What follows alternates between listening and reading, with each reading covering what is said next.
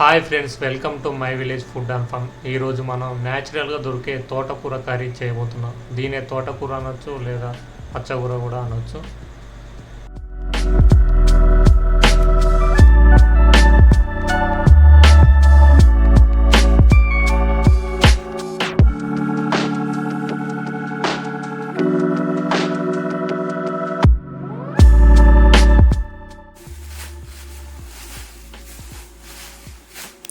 ఇలా తెచ్చుకున్న ముందు తోటకూరని మంచిగా దులుపుకోవాలి. ఎందుకంటే ఇది న్యాచురల్గా మనం జొన్న చేనులో తీసుకున్న కూర కాబట్టి దీనిలో ఇసుక రేణువులు ఇట్లా ఉంటుంది, అవన్నీ దులుపుకుంటే క్లీన్ అవుతుంది.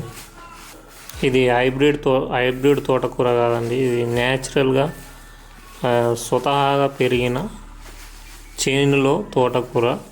ఇది ఎంత న్యాచురల్ అంటే ఇది ఫర్టిలైజర్స్ కానీ ఎలాంటివి కానీ వేయకుండా పెరిగిన తోటకూర. దీన్ని తింటే ఎంత హెల్దీ అంటే ఇలా నీట్గా వాటర్తో ఒక 5 times కడగాలండి.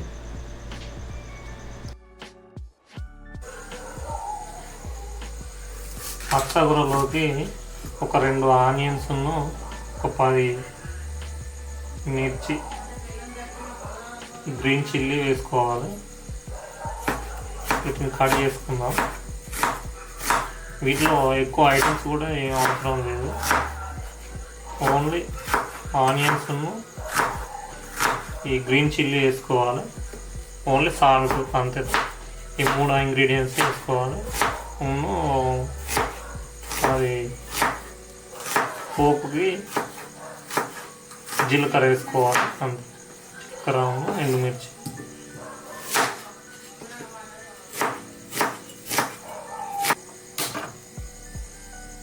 ఓకేనా?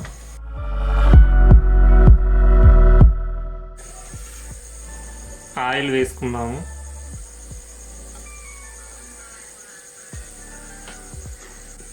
జీలకర్ర వేసుకుందాం.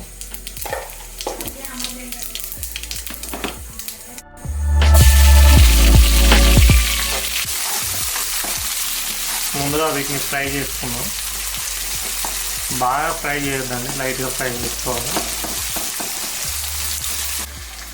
ఒక 2 నిమిషాలు వీటిని కుక్ చేసుకుందాం.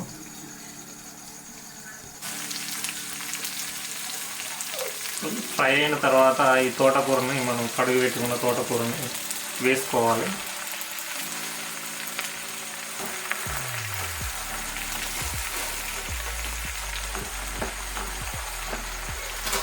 ఈ తోటకూర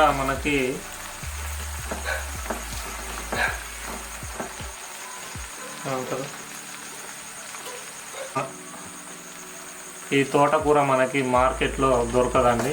ఇది ఓన్లీ న్యాచురల్గా పండే తోటకూర. ఇది విలేజ్లలోనే దొరుకుతుంది. ఇది మా చేనులో మొక్కజొన్న చేనులో తీసుకొచ్చిన తోటకూర అండి. తోటకూరని హైబ్రిడ్ తోటకూర లెక్క మనకి మార్కెట్లో దొరుకుతుంది. ఇది హైబ్రిడ్ కాదండి, న్యాచురల్గా పండే తోటకూర. దీనికి ఎలాంటి ఫర్టిలైజర్స్ కానీ ఎలాంటి స్ప్రేస్ కానీ ఉన్నాయి. న్యాచురల్గా పెరిగిన తోటకూర. దీన్ని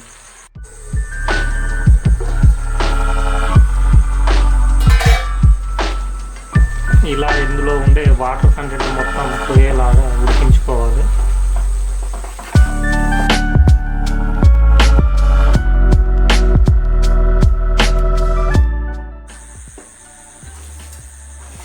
ఇలా వాటర్ కంటెంట్ మొత్తం పోయేలాగా దీన్ని ఉడికించుకోవాలి.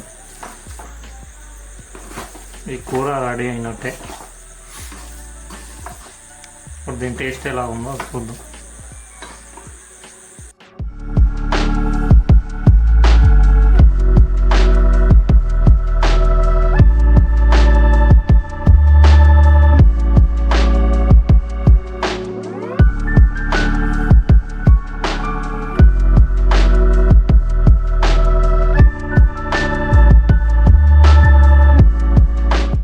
మా వీడియోస్ కనుక నచ్చినట్టయితే మా ఛానల్ని సబ్స్క్రైబ్ చేసుకొని గంట సింబల్ని ఆన్లో పెట్టుకోండి. మరిన్ని వీడియోస్ మీకు నోటిఫికేషన్ ద్వారా అందుతాయి.